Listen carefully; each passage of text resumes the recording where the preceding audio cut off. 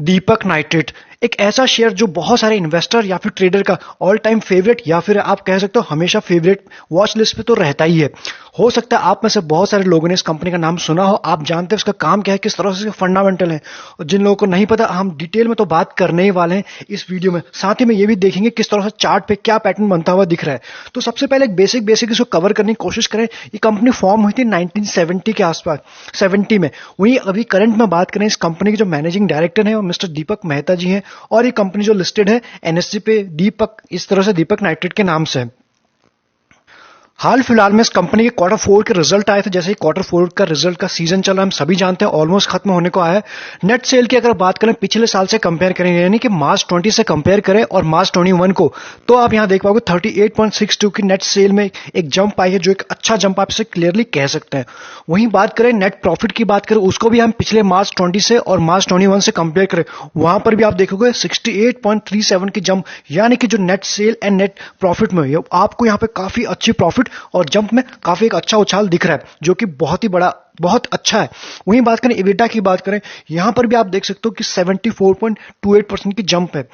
अगर ये चीजें पढ़ेंगी, जैसा कि हम क्लियरली हम कई दफा आप सभी को समझा चुके हैं, बता चुके हैं यहाँ पे, कि जिस तरह से नेट प्रॉफिट होता है, बढ़ता है या फिर घटता है, फ्लैक्चुएट होता है, उसी तरह से उस कंपनी का जो ईपीएस होता है वो भी काम करता है। यानी कि EPS higher the number is always great good. तो आप यहां समझ सकते हो कि पिछले साल था यहां 12.63 के आसपास, और अभी निकल के 21.27, जो कि एक अच्छा ईपीएस कह सकते हैं हम इसे।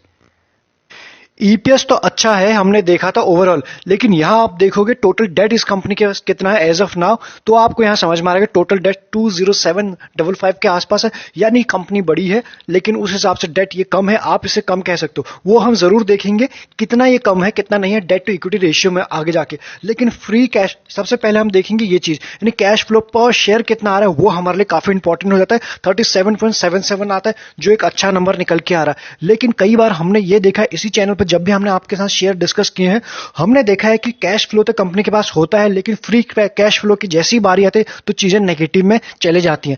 यहां पर वो पॉजिटिव होना काफी इंपॉर्टेंट होता है, तभी कंपनी अपने एक्सपेंशन में तभी मार्केट में या फिर क्राइसिस में, कोविड के या फिर कुछ और भी क्राइसिस में फाइट कर सकती है।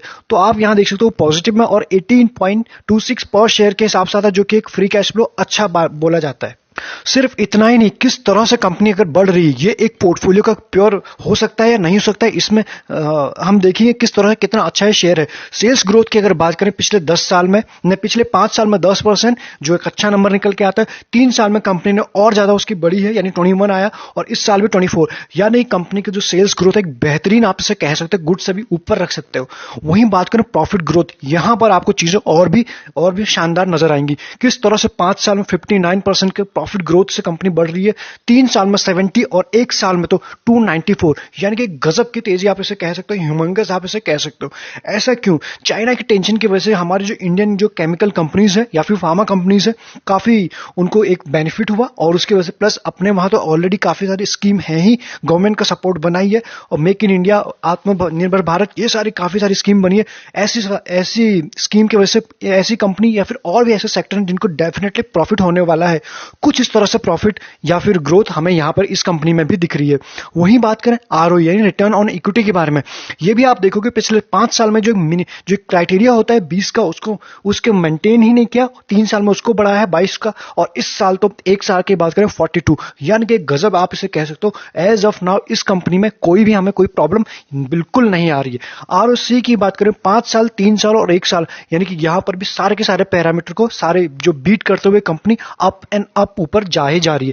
ग्राफ के फॉर्म में भी आपको नजर आ रहा है। इन सब के बाद डेट हमने जरूर देखा था, कितना डेट है आज के, वो हम अगर डेट टू इक्विटी रेशियो हमें काफी कुछ बता देती है, यानी कि 0.14 है। आप इसे नेग्लेजिबल या फिर बहुत ही कम इसे एज ऑफ नाउ कह सकते हो।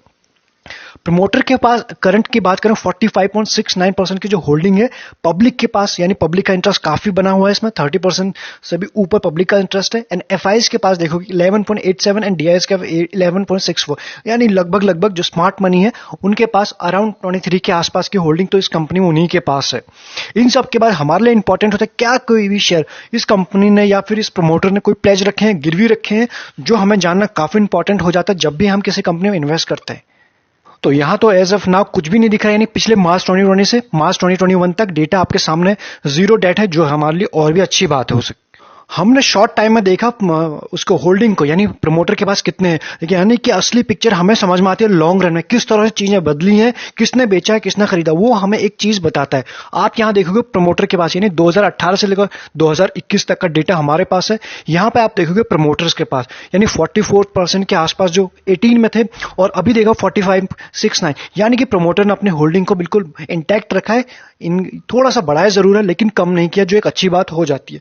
बाकी एफआईएस की अगर आप यहां बात करोगे तो एफआईएस के पास 10 यानी 10.66 था 18 में, और अभी ये चीज होते होते बीच में कुछ प्रॉफिट बुकिंग, फिर उसके बाद धीरे धीरे इसमें बाइंग, और अभी आते होते आपको 11.87 के आसपास दिख रहा है, यानी कि एफआईएस का जो इंटरेस्ट है इसमें कंटिन्यूसली बना हुआ है। वहीं बात करें डीआईएस का, डीआईएस का आप देखोगे 14.60 के आसपास था 18 में, और ये चीजें बीच में कुछ बड़ी भी थी, अगेन जैसा हमने देखा था कुछ प्रॉफिट बुकिंग के साथ। अभी भी हमें 11.64 यानी कि अच्छा इंटरेस्ट अभी भी उन लोगों का बना है। ऐसा नहीं कि आने वाले पिछले 2-3 सालों में इन्होंने बिल्कुल 5-3-0 कम कम करते गए हैं, ऐसा बिल्कुल नहीं है। थोड़ी मोड़ी प्रॉफिट हर लेवल पे होते रहती है मार्केट में, यही चीज मार्केट का नेचर है। फिर चाहे वो कोई शेयर हो, फिर चाहे मार्केट हो, फिर चाहे छोटा इन्वेस्टर हो या बड़ा इन्वेस्टर, थोड़ी मोड़ी तो चलती ही रहती है। हमने देखा 11% के ऊपर डीआईएस का इसमें इंटरेस्ट है, यानी अगर हम देखें कौन सा म्यूचुअल फंड में इसमें करंट में इन्वेस्ट किया, तो आप यहां देख पाओगे, यानी कि जो 6 फंड जिन्होंने इसमें इन्वेस्ट किया है, L&T India value fund direct growth ने उन्होंने इन्वेस्ट किया है, Nippon India small cap fund direct growth है उनका इसमें इन्वेस्टमेंट है इस कंपनी, आईडीएफसी टैक्स एडवांटेज का है, एल&टी इमर्जिंग बिजनेस का है, एंड आईडीएफसी कोर इक्विटी का है, एंड महिंद्रा का। यानी कि महिंद्रा का आप यहां देख सकते, इन 6 कंपनियों से जिन्होंने इसमें एज ऑफ नाउ इन्वेस्ट किया है। क्योंकि अगर हम किसी कंपनी को समझ लें तो जितना ज्यादा और अच्छा समझ पाए, उतना ही अच्छा हम अपना डिसीजन बना पाएंगे। वहीं बात करें कंपनी के ईयरली बेसिस पे किस तरह से कंपनी ने प्रॉफिट जो पोस्ट किया है, क्योंकि वो ही हमें सब कुछ बताता है। आप यहां देख पाओगे ईयरली के बेसिस पे ये है इसका प्रॉफिट, यानी 2017 में, उसके बाद 18, 19, 20, 21 किस तरह से चाइना टेंशन जो हमने बोला था, केमिकल कंपनीज को इसका बड़ा अच्छा फायदा हुआ है। यही नहीं, जितने भी अच्छे केमिकल सेक्टर के शेयर हैं उन सभी में इस तरह से उछाल आया हुआ है। लेकिन जो लीडर हैं, जो अच्छे हैं, जो शानदार है, उनको डेफिनेटली इसका बेनिफिट तो मिलेगा ही, और मिलता हुआ भी दिख रहा है। वो हमें नंबर्स के फॉर्म में भी दिख रहा है। नंबर्स को थोड़ा ठीक से समझने के लिए इसके बैलेंस शीट के ऊपर नजर डालें तो 18 से लेकर 21 तक का डेटा आपके सामने है। सबसे पहले जो हमारे लिए इंपॉर्टेंट होता है, हमने देखा था सेल्स ग्रोथ, प्रॉफिट ग्रोथ सारे बढ़ रहे हैं। यहां एक नजर अगर क्विकली डाल दे तो आप देखोगे 16 यानी 1651 था 18 में, उसके बाद 2700, उसके बाद आप 4000, उसके बाद 4300, यानी किस तरह सेल्स कंपनी की बढ़ रही है। उसके बाद हम ऑपरेटिंग प्रॉफिट पे भी देखें तो किस तरह से 204 से लेकर अभी 1247 हो चुका है, यानी कि एक बेहतरीन, एक अच्छे जंप से क्लियरली यहां पे बढ़ते हुए हमें नजर आ रहा है। नेट प्रॉफिट की अगर बात करें, सब कुछ जो होने के बाद हमारे लिए जो इंपॉर्टेंट हो जाता है, यानी कि 79, फिर 174, अगले साल 611, और इस साल 776, जो कि ग्रेट है, आपको यहां पे दिख रहा है। इन सब की बात माने एनालिस्ट की, इस वक्त अगर 80% एनालिस्ट इस शेयर के ऊपर बुलिश हैं, यानी आपको क्या करना, आपको अच्छे से अपने जो इस शेयर को अपने चार्ट ओपन करने हैं, अपने स्टडी करनी है, जो भी आपका डिसीजन होगा, या फिर खुद आप उसका डिसीजन लीजिए, या फिर जो आपका फाइनेंशियल एडवाइजर है जिनसे पूछते हैं, उनसे एक बार उनसे पूछ के कंसल्ट कीजिएगा। अभी देखें किस तरह से इस शेयर ने अपने शेयर होल्डर को रिटर्न बना के दिया है पास्ट में।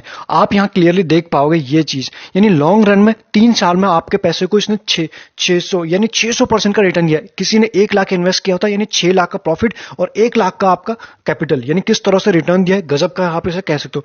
पिछले 2 साल में आप देख सकते हो 471%, 1 साल की ही बात करें 254%, और सिर्फ 6 महीने में इसने अपने पैसे को दुगुना कर दिया। तो इस तरह से कंपनी की पावर है।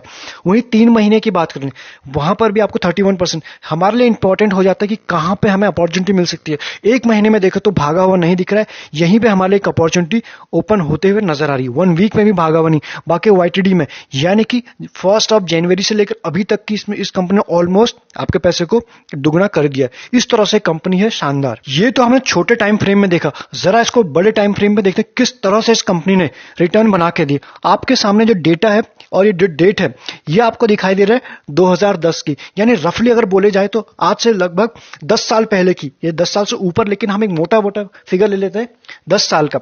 तो उस वक्त इस शेयर का प्राइस आपको दिख रहा है, यहां पर आप देखोगे डेट भी पड़ी है, सितंबर 29 2010 उस टाइम इसका प्राइस था 17.73 के आसपास, और अभी आप देखो यानी 17 से लेकर और अभी आपके सामने हो गया 1794, यानी किस तरह से पिछले 10 साल में शेयर ने जंप आई है आपको यहाँ पे क्लियरली दिख रहा है। कोई छोटे मोटे कभी कभी किसी शेयर में, किसी सेक्टर में, किसी इवेंट की वजह से, किसी गवर्नमेंट सपोर्ट की वजह से उछाल आ जाता है, वो एक हम उसे क्या कहते हैं, कह भी सकते हैं साइक्लिकल, लेकिन कोई कोई शेयर बिल्कुल कंटिन्यूसली काफी लंबे टाइम से परफॉर्म कर रहा है, उसके फंडामेंटल अच्छे हैं, तो हम उसे जरूर डेफिनेटली रडार पे रखना ही चाहिए। अब ऐसे में हमारे लिए एक सवाल ये उठ के आता है, आपके लिए भी है, आप चाहे तो डेफिनेटली आप सभी का कमेंट का वेट करूंगा उसका, क्या जिस तरह से कंपनी ने पिछले 10 साल में अपने शेयर होल्डर को रिटर्न बना के दिए, और रिटर्न भी कोई छोटा मोटा नहीं, आप यहां पढ़ सकते हो क्लियरली, एक बड़ा ही रिटर्न बना के दिया अपने शेयर होल्डर को, क्या इस तरह से अगले, आज हम 2021 में, क्या 2031 तक या फिर उससे अगले साल 2032 तक हम इस तरह से समझें, क्या इसी तरह से रिटर्न ये कंपनी दे सकती है?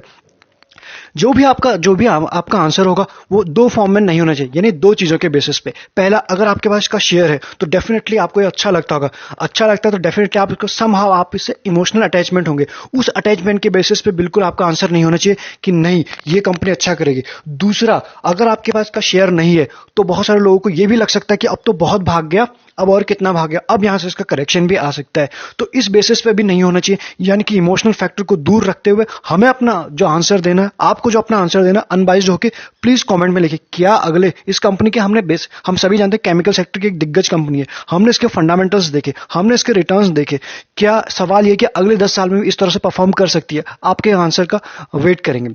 अब रहेंगे नेक्स्ट वीकली पे, हम इसको देखेंगे और वनडे पे देखेंगे। सबसे पहले देखते हैं वीकली पे, ये देखिए किस तरह से इस कंपनी ने आपको रिटर्न बना के देखे, जो हमने रिटर्न की प्रोफाइल तो वहां देखी, लेकिन चार्ट पे देखिए वीकली का नहीं, यानी कि हर एक कैंडल आपको 1 वीक रिप्रेजेंट कर रहा है, किस तरह से उसमें एक्शन है। मार्केट में छोटे मोटे हिकअप्स तो आते ही रहते हैं, कभी रेड कभी ग्रीन, यही खेल है मार्केट में, लेकिन हर एक रेड कैंडल पर अगर हम डर जाएं तो हमें किस तरह से रैली मिलेगी। अगर इस कैंडल पर हम निकल जाते तो हमें यहां तक नहीं पहुंचते थे, यहां निकल जाते, यानी कि अगर हम इन्वेस्टर हैं और अच्छी कंपनी हमें इन्वेस्ट किया तो बस हमें पेशेंस रखना होगा, और अगर हमने अच्छे कंपनी में भी इन्वेस्ट किया जिसके फंडामेंटल इतने ही साउंड है तो फिर हमें डरने की ज्यादा जरूरत होती नहीं है। फिर चाहे कोविड का क्रैश हो जाए, फिर चाहे 2008 का क्रैश हो जाए, वो डेफिनेटली बाउंस बैक सबसे पहले ही करेंगे। इसका एग्जांपल एक आपके सामने, सिर्फ ऐसा ही नहीं, इस चैनल पर हमने कई सारे ऐसे वीडियोस, कई सारे ऐसे शेयर आपके सामने लेके आए जो डेफिनेटली हर इन्वेस्टर के एटलीस्ट वॉच लिस्ट पर तो जरूर होने चाहिए। जब भी उसमें अपॉर्चुनिटी मिली हमें उसमें कुछ एक्यूमुलेट या फिर बाय ऑन डिप्स की या फिर कुछ खरीदना डेफिनेटली चाहिए। यहां आप देख सकते हो वीकली के चार्ट पर किस तरह से ये कोविड का फॉल है, समहाउ आप यहां से कह सकते हो ये 2021 का डेटा है, और उसके बाद ये 2020 का, यानी रफली यहां पर ये था, रफली यहां से इसमें भागना शुरू किया था। तो यहां क्या पैटर्न बनता हुआ नजर आ रहा है हमें, इसको देखते हैं हम वनडे के बेसिस पर। शेयर तो हमने अच्छा ढूंढ लिया है, लेकिन शेयर, कोई भी शेयर अच्छा बुरा दोनों बन सकता है, यानी अच्छा शेयर भी बुरा बन सकता है अगर हम उसमें अच्छे प्राइस पे एंट्री नहीं कर रहे हैं। हो सकता है हम कई बार अगर हम बिल्कुल टॉप पे फंस जाएं और अगले 6 महीने तक शेयर या फिर अगले 1 साल तक डाउन ट्रेंड में रह जाए या फिर कंसोलिडेशन फेज में चले, हम उस शेयर को डेफिनेटली अच्छा नहीं बोलेंगे। बहुत सारे रिटेल इन्वेस्टर या फिर इन्वेस्टर के जो पेशेंस लेवल है वो टूट जाता है। तो इसीलिए अच्छा शेयर भी तभी है जब उसमें अच्छे लेवल पर हम एंट्री कर रहे हैं। यहां जो पैटर्न बनता हुआ हमें नजर आ रहा है, आप यहां देखोगे पिछले, अभी इसने जो 1900 से ऊपर जो हाई लगाया था उसके बाद थोड़ा सा इसमें प्रॉफिट बुकिंग आई है, और इस वक्त अपनी जो रेड लाइन आपको दिख रहा है 20 डे ईएमए के आसपास है, उसी के आसपास ये रिस्पेक्ट करते हुए नजर आ रहा है। देखने वाली बात यह है यहां पे जो प्राइस भी निकल के आ रहा है वो समहाउ 1800 के आसपास है। अभी कल के दिन अगर पुराने ट्रेडिंग सेशन की बात करें, ये समहाउ 1750 के आसपास था, वहां से अभी 1800 के आसपास हमें ट्रेड करता हुआ नजर रहा है। अगर ये 1800 ऊपर दिस वीक 1800 के ऊपर जैसे ही क्लोजिंग देना शुरू करता हो, सस्टेन करता है, तो डेफिनेटली इसमें एक फिर से एक बाइंग अपॉर्चुनिटी आते हुए दिख रही है, जो एक अच्छा मूव हो सकता है। अगेन पहला तो टारगेट इसका वही निकल के आएगा जहां से शेयर अभी जस्ट लौट के आया है, और जैसे ही क्रॉस करेगा अगेन अपने लाइफ टाइम हाई की तरफ, फिर से एक नए लाइफ टाइम हाई की तरफ दौड़ता हुआ नजर आएगा। तो इसलिए कुछ ऐसा शेयर है जिसको डेफिनेटली हम सभी को रडार पर रखना चाहिए। नेक्स्ट वीक में इसमें एक्शन होता हुआ आपको दिखेगा। अगर ये इसके ऊपर सस्टेन नहीं कर पाता है, यहीं से इसमें प्रॉफिट बुकिंग आती है, तब हमें नीचे के लेवल जो ये है यहां तक आते हुए दिखेगा। बट किस तरह से होगा, इसमें हाई प्रोबेबिलिटी यहां से बन रही है कि ये ऊपर ही जाएगा, लेकिन देखते हैं, मार्केट है, मार्केट को हम मार्केट को ही डिसाइड करने देते हैं, शेयर को ही डिसाइड करने देते हैं किस तरफ वो जाता है। हमें तो बस ट्रेंड को फॉलो करना है, जिस भी तरफ जा रहा है उसको रिस्पेक्ट करनी है। मार्केट जिस भी तरफ जाए, मार्केट इज ऑलवेज सुप्रीम। तो आई होप हमने काफी कुछ इसमें सीखा, किस तरह से अपना अपने शेयर होल्डर को उसने पैसा बना के दिया, आगे भी किस तरह से दे सकता है। आपको जरूर इसके ऊपर कमेंट जरूर करना है। प्लस दूसरा, इसके पैटर्न की बात करें, आप इस तरह से एक पैटर्न बनाते हुए देख सकते हो, यानी कि राउंडिंग पैटर्न भी आप इसे कह सकते हो। धीरे धीरे अगर यहाँ आता है उसके बाद इस तरह से ये ऐसे भी जा सकता है, तो इसके ऊपर भी आप नजर रख सकते हो। आंसर देना नहीं भूलिएगा। Thank you so much. Otherwise आपको वीडियो पसंद आता है, लाइक और सब्सक्राइब करे बिना नहीं जाए, क्योंकि हम काफी सारा थोड़ी मेहनत जरूर लगती है हमें एक वीडियो बनाने में। आपका एक लाइक मिलता है, सब्सक्राइब मिलता है, नेक्स्ट वीडियो बनाने में काफी मोटिवेशन होता है। अगर आपके पास डीमैट अकाउंट नहीं है, डिस्क्रिप्शन में लिंक है, पूरा प्रोसेस भी लिखा है किस तरह से आप प्राइवेट चैनल का पार्ट बन सकते हैं, वो आप उसे फॉलो कर सकते हैं। और जहां हम कुछ एक्स्ट्रा सिखाने की प्लस अपने जो पर्सनल ट्रेड होते हैं उसे भी शेयर करते हैं। Thank you so much.